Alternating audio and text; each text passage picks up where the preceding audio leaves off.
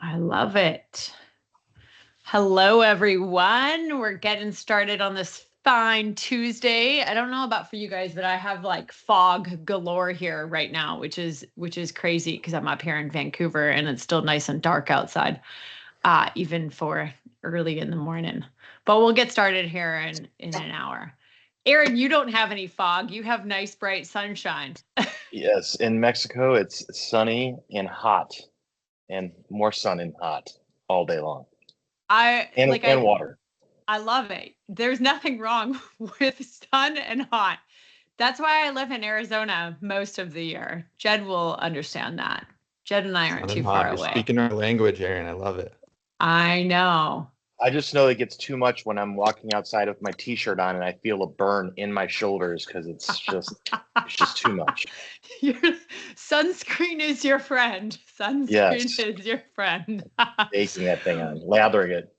I love it. Well, we are here right on time, so I will kick us off. And to everyone joining us, you guys, welcome back. We had a little break from our series this last week, which Labor Day literally feels like incredibly long ago, but it's hard to believe that it was only last Monday.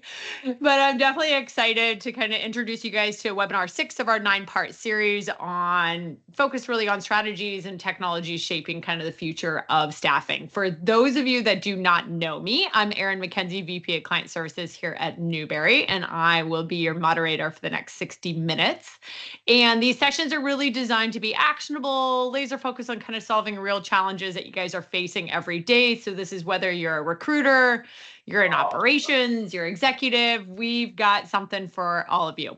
But before I get started, I really wanted to kind of thank all of our technology partners. You guys are seeing 4 of them here on our call today, but we've had an amazing lineup of folks that have really been making this series possible.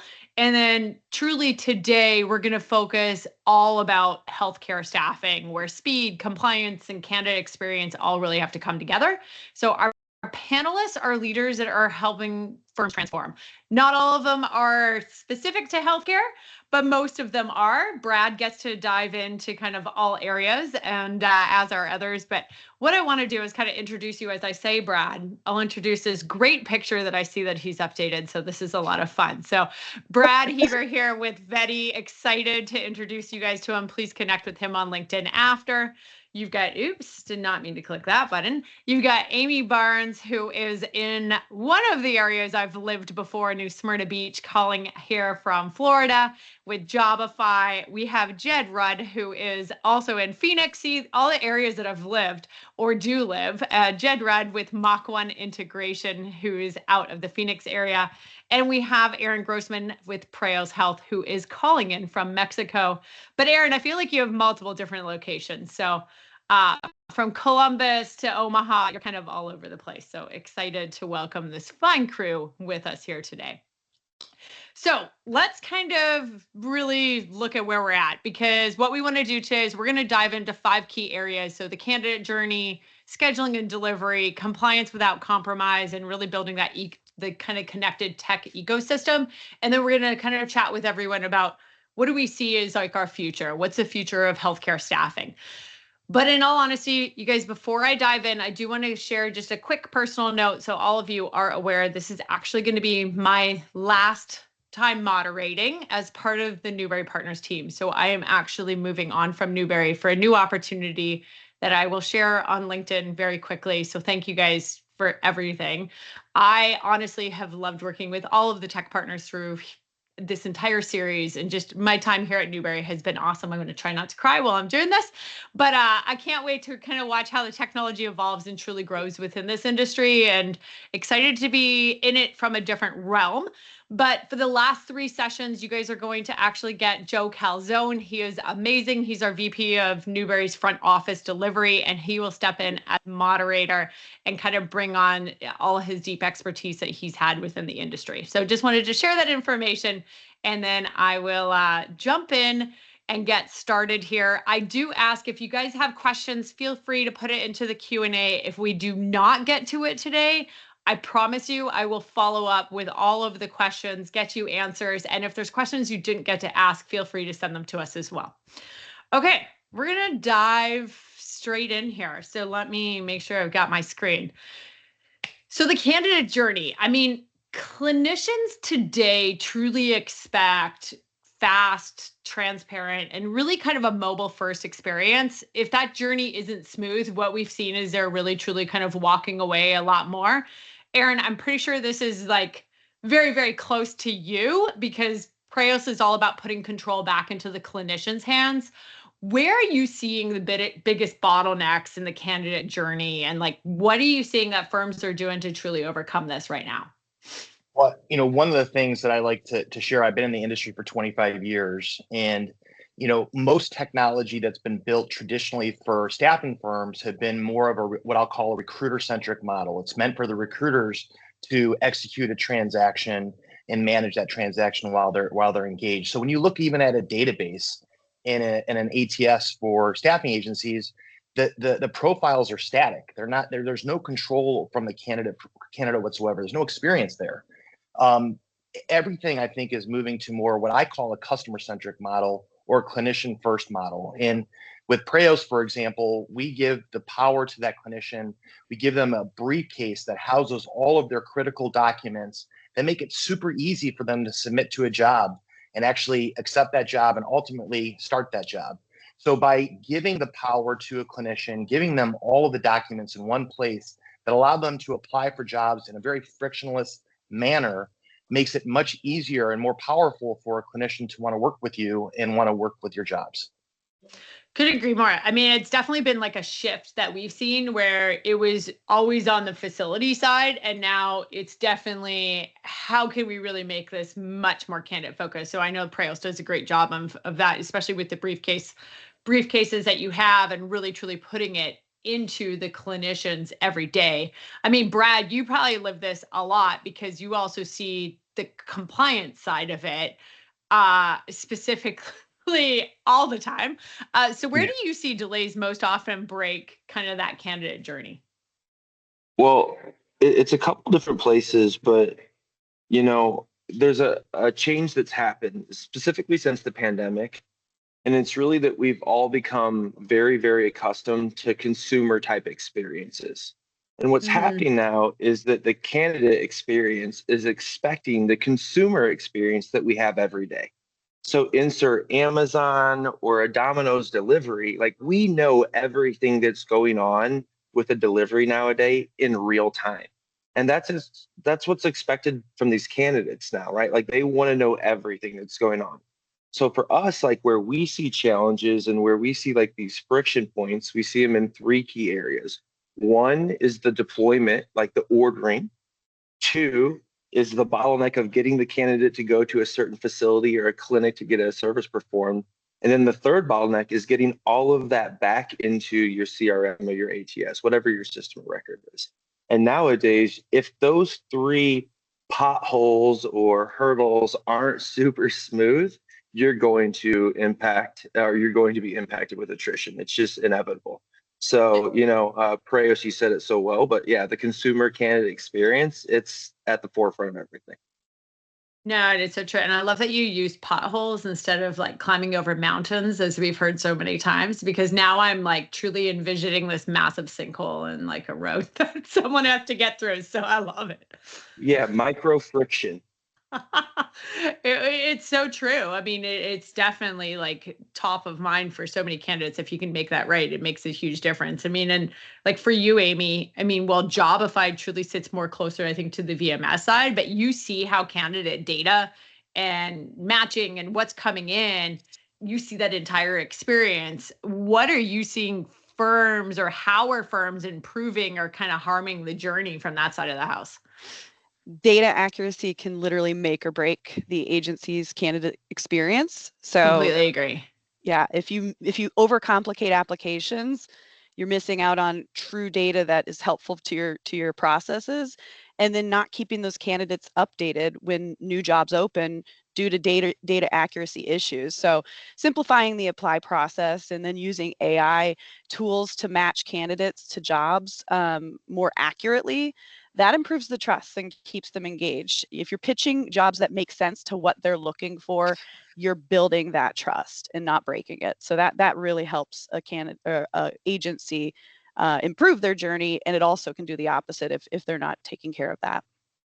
I was just chatting with someone the other day who's also in the technology world, and we were talking about how the importance of data is huge. Like it literally sets you up for success with everything that you do. But we were also talking about how garbage data in is garbage data out. But then how many gold mines are actually in that garbage data that you don't really know about? So that accuracy definitely plays like a key role. So I was like, didn't even think about, the gold that you're finding in a massive garbage pile, but it's so true. Like how many lottery tickets might be in a garbage field somewhere that we don't really know. I know we've heard the stories. So no, that's key. I don't know, Jed, if you have any thoughts on this or anything at all. There are so many potholes. I wouldn't limit it down to 3. Every step you go into, there's a new pothole and a new opportunity. So as we go from the onboarding to credentialing to scheduling to timekeeping to payroll to invoicing, every step has an opportunity. So I think it's all key. Making this everything sync together is our strategy. Couldn't agree with you more, which I'm going to lead you into our next session here, which is really about bottlenecks in scheduling and delivery. And I mean, even with great engagement, I think that scheduling and delivery can slow things down a lot, which we see across the board. We hear it from our candidates, our clinicians a lot. So I know, Jed, scheduling is kind of often where we also see a lot of firms lose momentum. But how does integration and automation kind of change that delivery process? What have you seen in your day-to-day? Well, as a clinic, I love that we started this conversation moving towards a clinician-centric design. We have to think and rethink and adopt tools that reflect how clinicians think and act, because that's going to be the way that things start to flow.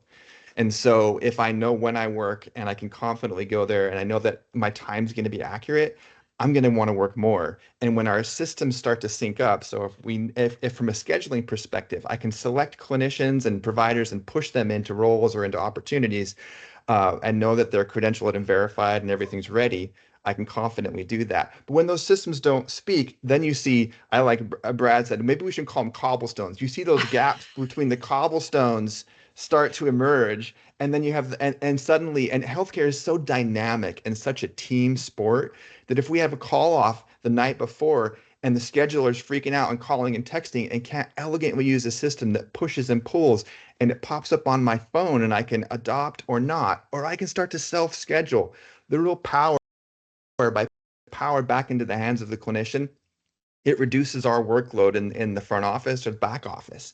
And so when we leverage our providers to be partners and team players, suddenly the system, the cobblestones come closer together and we got smooth pavement, better gas mileage. Let's take this as far as we can, Brad. I'm here for it. I love it. It's true. The team play is definitely, everyone has to work together in order to make the journey like meet the end, make it kind of seamless together, as you guys made the smooth pavement analogy, which I like. And I mean, Aaron, like you're in this day and day. What have you seen for like, what does clinician-led scheduling do to reduce some of the bottlenecks that you've seen in and day out? Well, obviously Jed has an amazing product with Mach 1 and knows this part of the space incredibly well. And he mentioned everything that I would mention is that when you remove those cobblestones by creating transparency from the facility side and an open and honest visibility onto what's going on, and you give the ownership to the clinician to have choices and to have it mobile first, right in their hand, and know exactly what's going on in real time, and they can make the choice of what they want to do. I think that just empowers that clinician to make better decisions and to make it easier for everybody to transact. Again, I think we've for so many years, the recruiter has led this transaction, has led this process, and technology has evolved to a point where you can create more of a zero-touch model and a self-service model as part of the delivery. And there's a lot of power to that, and we're seeing that in real time today.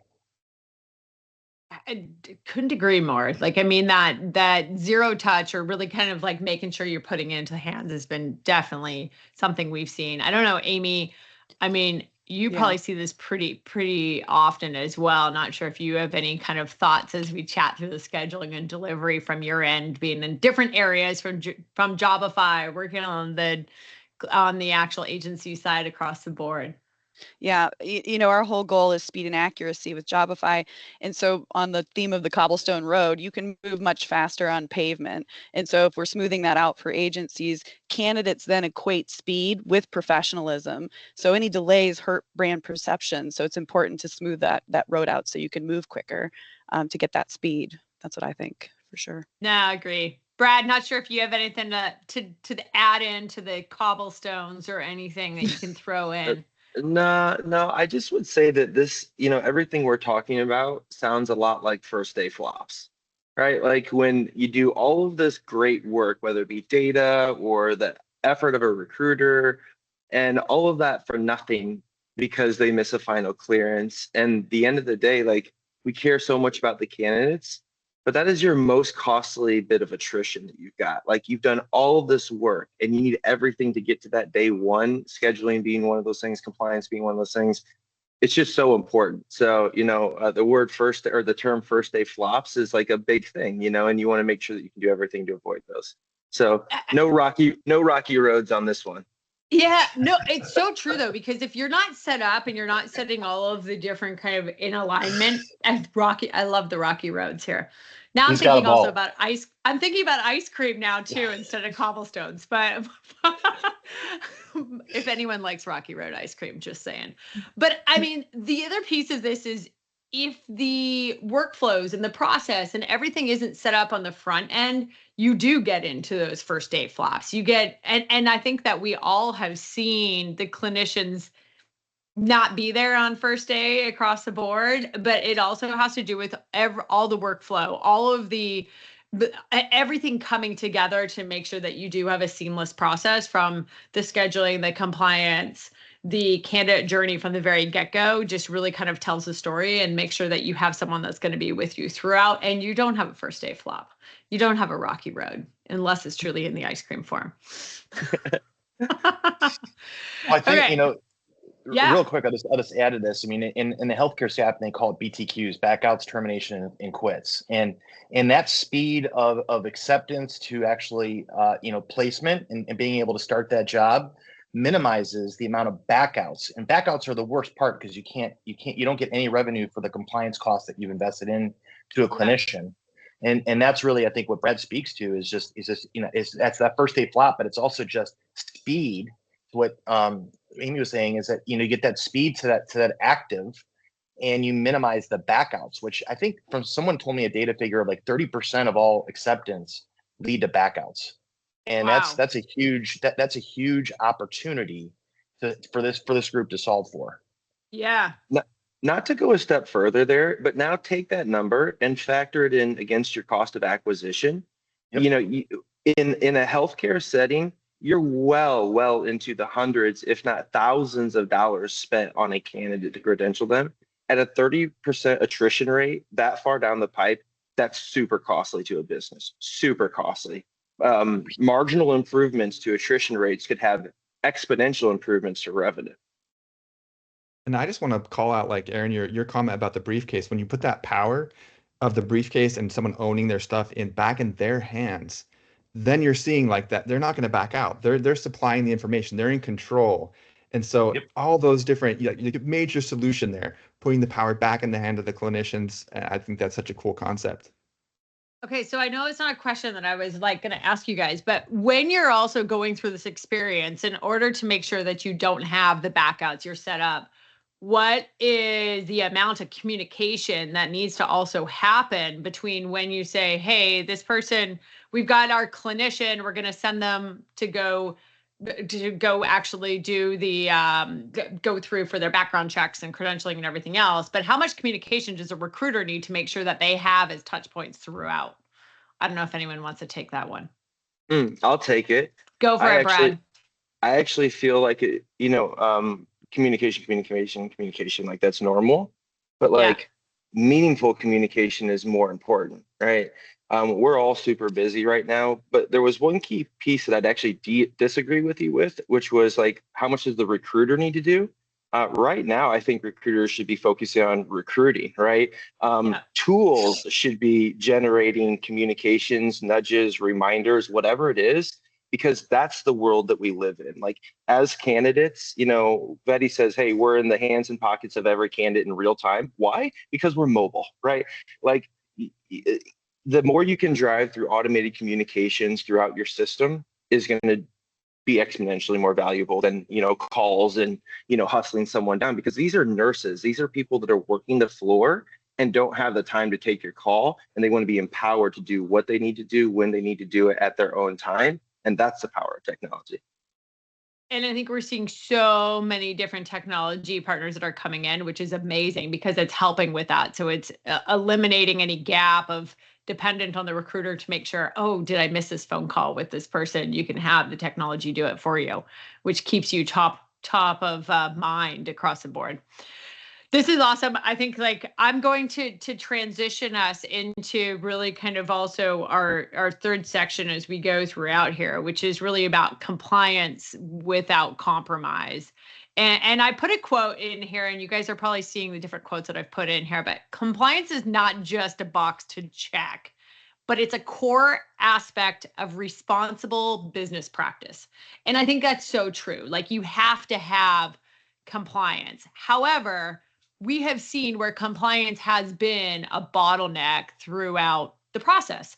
But I also think, and Brad, this is going to be more for you right now, but I've also seen where compliance can be a competitive advantage if it's truly done right. So Brad, what's the biggest opportunity you see for firms to speed up compliance without risking those missteps or safety or anything along those lines? I'm going to repeat a couple of the things that I said earlier, because I think they're just like the facts that you have to have here. Yeah. One is really good data. It's come up on this, but the better collected data that you have on that candidate, on that placement, on the requirements at top of funnel, the better. Why? Because tools like Veti, we can ingest all of that information, and that eliminates like redundant typing and bad data and this amalgamation of random pieces of stuff. Number two, you want to put that into a system that automates the order of it. So you've got collection of what's requirements of the requirements, then you've got automation of delivery, so that that candidate really has very, very minimal, if anything, that they need to do, because you've already collected all of the right data, you have the right information to deploy it, etc. The third piece comes to the scenario if a candidate does need to do something, and we're talking about, say, a drug check, needs to go get titers done, a physical. That is the long pull that we see from a compliance standpoint, which is getting that candidate to there. So you want to make sure you've got crystal clear communications, textable, donor passes, reminders and nudges tied to certain expiration dates or whatever it may be. And then the fourth piece is that making sure that you've got a really good system to pull back all those results. So the results of a drug test, the results of 15 different county criminals and education and employment, like fully automating that and maybe pushing that into a system like a credential manager, or pushing it into Preos or Salesforce, whatever the CRM is. Like when you have a really well-tuned compliance system, you can take in, you can order, you can communicate and push out all those results almost effortlessly. And that's the exciting piece about it. So that's what I feel you could do about it. Yeah, it's truly kind of a loop all the way throughout that you really need to have for like the ingestion across the board. So no, I think that's a definite critical update that most people can take away from this as well. Those your three keys to the secret sauce, as I'll call it here, Brad. Yeah, pillars, if you will. Pillars in our cobblestone. Road signs to success.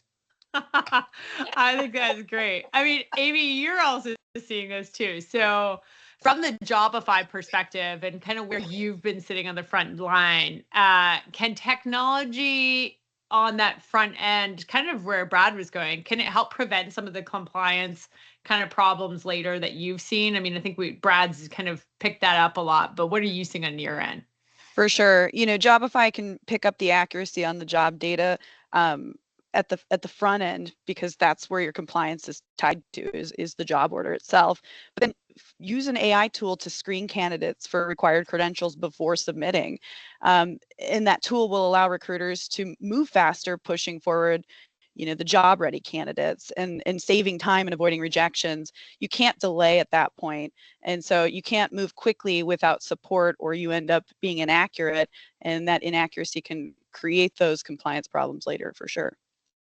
Yeah, we have, so I know webinar 7 is with Andrew Berman from Candidate IQ by Vetted, and that's like he does a lot of the enrichment side. So making sure you are prepared for that ingestion.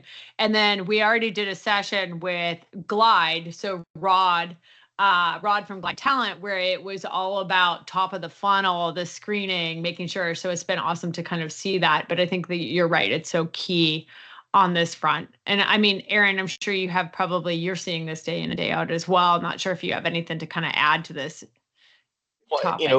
What I learned as I came into the healthcare space is that let's say a nurse on average works with 4 different agencies in their travel career, for example. Yeah. And each and every time that they onboard with a agency, they run through the exact same compliance that they did with the first agency, and they spend anywhere from $600 to $1,200 to run through that process.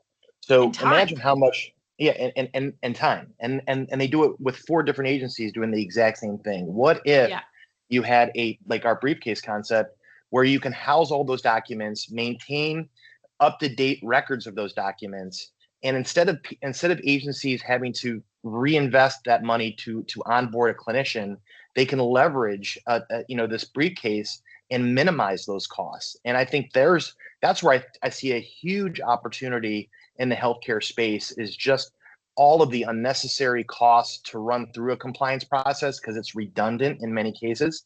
If you can minimize that, how much money can you save the healthcare system in the United States?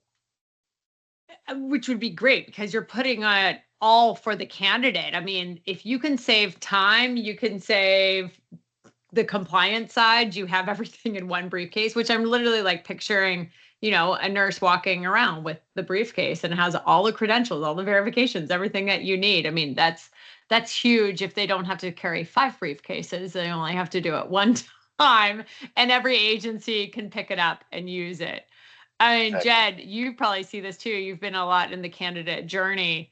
Any kind of thoughts you have on this part as well? Yeah, I mean, oftentimes we think of compliance in this like the front end part of the journey of getting them to the job, but it's ongoing. Licenses are lapsing, things are always evolving and changing. And so it's not just a one-time step. Once they're being scheduled and they're on shift and they're working things, there's all kinds of opportunities moving forward. One of our recent use cases that we found success with is with paper timesheets. There are still so many organizations and use cases where you got to use a piece of paper. Putting the power back into the hands of the clinician, leveraging technology, I can take a picture of my paper timesheet, extract it, push it into the system of record, and I don't have to do all this manual entry with lots of compliance issues, right? If I send my paper timesheet in via email, someone is entering it. I don't know if the time's right. I don't know if I'm getting paid right, but when I do it, I verify my time. I can confidently push it. It gets approved by my supervisor. Boom. We have a smoother sailing system. So I would say there's so many opportunities well beyond even the first step. It's ongoing throughout the journey. It's crazy to think that we still have paper timesheets, but I definitely remember a client sending me it was a candidate, not in the healthcare space, but they sent all of their time on the back of a pizza box and like took a picture and said, here's our days. But it's reality. You get paper in so many different forms. And even though we've kind of evolved from like the virtualized era to where we are today, you're still seeing it. There's still going to be elements of paper coming in the door, technology which is interesting. So far that we like any form of paper, we can leverage it. So this idea, like every firm can look at every piece of paper and figure out how can we extract that and leverage that data. The tools are there. We just need to meet them. Or if you're running into remote areas where they don't have Wi-Fi or anything like that, so they don't have the ability to just kind of immediately do it on their phone, can they have to like put it through a computer? I know there's some areas that are still out there. especially when I'm driving between Vancouver and Canada, or Vancouver and Phoenix. I run into them a lot.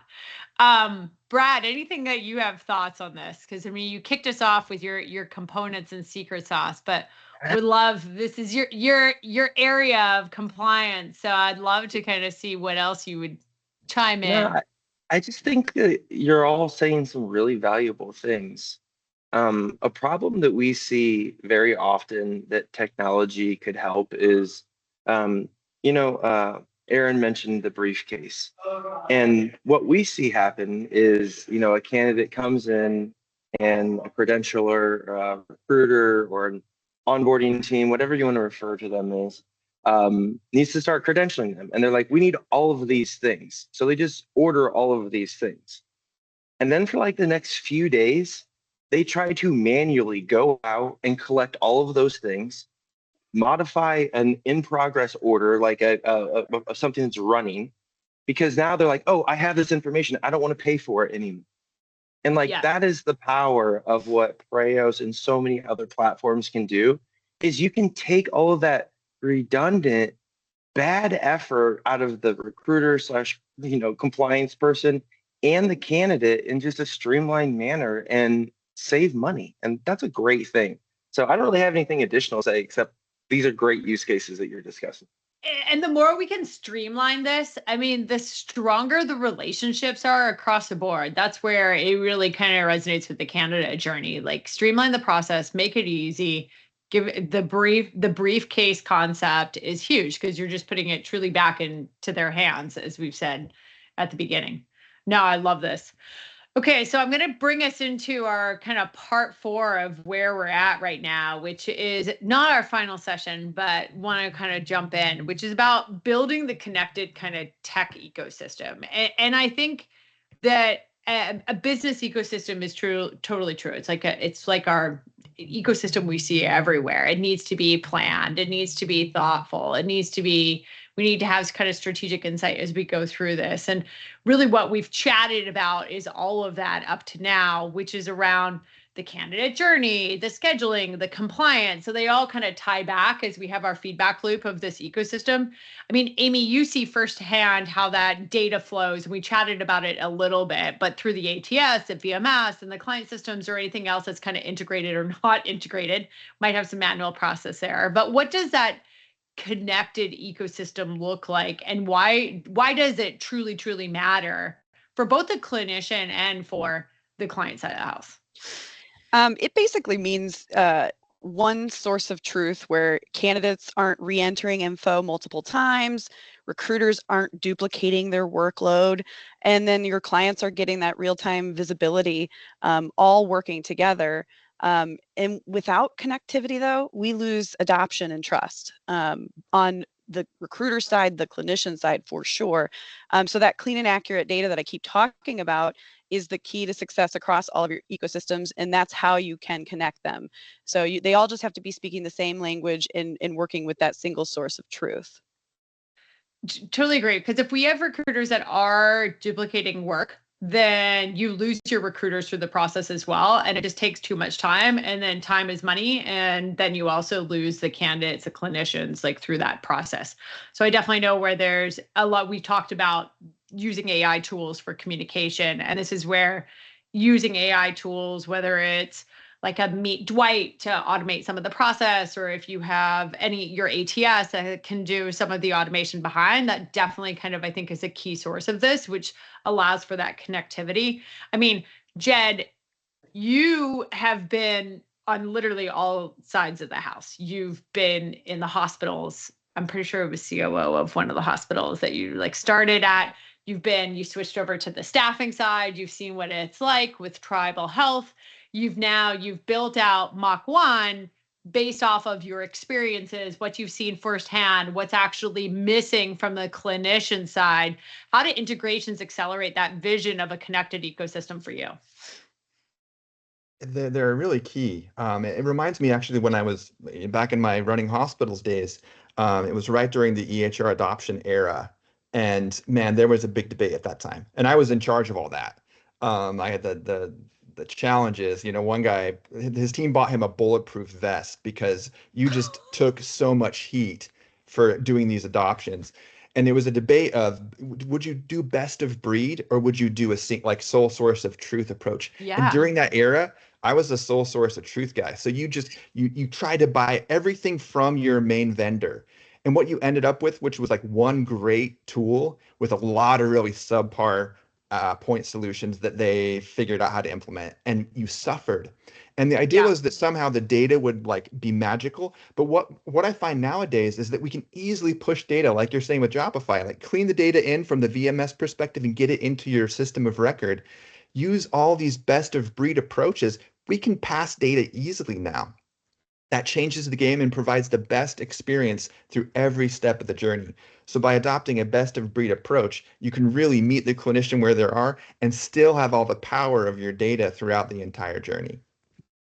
I agree. I mean, you look at all of us here today. I mean, we all have conversations. We all have the ability to integrate. We don't allow us for being in true silos, which we've seen too many in the past. But we have such great conversations where we even look at how can our data flow from with Aaron, from the Preo side, from the briefcase over to Brad with Betty, and then we flow it into Jed on like the scheduling, and Amy when you're working with the VMS, like flows all the way in. I mean, it truly is a best of breed approach with every single conversation that we're even having from a technology standpoint. We pull that all in. So we make all of us are experts in our specific areas. So why not leverage that and then have the streamlined best of breed approach? I think that is great. I mean, Aaron, you with your outside of Preos, you run a lot of different staffing organizations that you've brought in through Talent Launch. I mean, how have you seen this? I mean, you I know probably resonate with best of breed as well, day in and day out. I mean, that was something, I've been in business for 25 years, and that was early on. Still look 20 though, right, Aaron? Sure, exactly. No, that's not true. I wish. When I look in the mirror, maybe. No, but 25 years ago, I thought to myself, a one solution system to, Jed said it perfectly, is that there's going to be a core that is good, and then all of the sub points will be subpar. And really, designing a system like Salesforce did many years ago on the CRM space, and just say, okay, we're not going to be everything to everyone, but we're going to allow ourselves to have point solutions integrate in that can be the best at what they do. And I think that's really the conversation here, is this different technologies, different focuses, and when they come together can provide a great overall experience, because each one of us on the call today are doing something different, and we want to be the best at what we're doing in that different way. And I think that really brings excellence to the equation. I couldn't agree more. I mean, because each of us, where we try to bring our excellence, we're doing the research as it pertains to our specific avenue, our silo, so we can bring that best of breed across the board. Like, I am nowhere near an expert on like where Jed is from the scheduling side. I don't have that firsthand information. I haven't been on that side where you can bring it, or Brad or Aaron or Amy. You guys are all experts that I rely on, I think, every single day, and pull you into client conversations and say, let me grab an expert, let me grab a SME, as you guys have all been pulled in on, which has been great. I mean, Brad, you see this too. I mean, you connect with a lot of different also ATSs and different technology partners where you have that seamless integration. I mean, you probably see this firsthand too, and what that integration does for you from a compliance standpoint. I'm sure there's a lot. Yeah. Like simply stated, integrated compliance reduces cost and errors and increases revenue, like period. Yeah. No one wants a disconnected point system at this place. That sounds like a bad decision. So connected systems, easy to integrate, those types of things, it matters. But better compliance, better integrations, more revenue. Yeah, and speed to revenue is what everyone's looking for. So I think that is huge.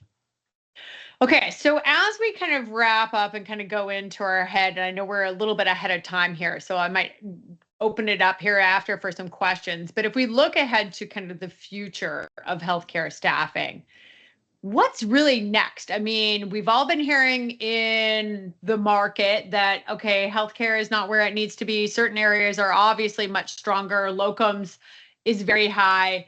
I think in the healthcare, when we look at travel nurses, we're still down when it comes to what SIA just put out their newest reports.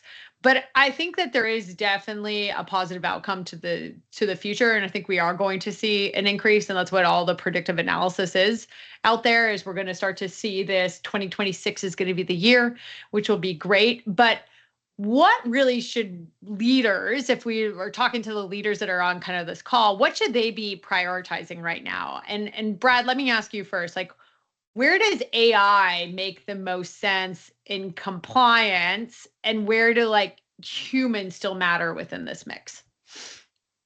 Oops. Great didn't mean to question. go. There you go. You're okay. Great question. To go into the like background screening nerd world for just a second, compliantly, a background check has to be reviewed by a human. So there is no world yet where background and occupational health doesn't have the human element. And I think that's really important because at the end of the day, Agreed. like where everything is going, like AI and all this stuff, and that's super valuable. But like Veti, one of our slogans is Veti helps humans hire humans, right? Like that's what we do.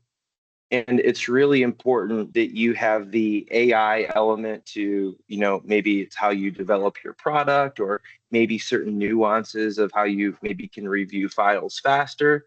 It's great for those types of things, but there is no world where the human does not matter in the compliance world in my sector. So there will always be a human. And I love that because that's who we're talking to. You know, there's no bots here. Well, there might be some bots on the phone, but that's not who I'm speaking to. Agreed. I think the human factor has to be around. And I love your guys' motto, helping humans hire humans. I think that resonates across the board, which is big. I mean, Amy, for you, how do you see like personalization kind of evolving then in the next few years on this side? Wow, it's so exciting to think about, in my opinion. I see more dynamic AI-driven experiences that adapt to each candidate in real time. Candidates are going to expect nothing less than a consumer-grade experience, tailored, fast, consistent. But as agencies, focus on this true data accuracy in real time, speed of compliance, in eliminating the cobblestones, the industry can then start to evolve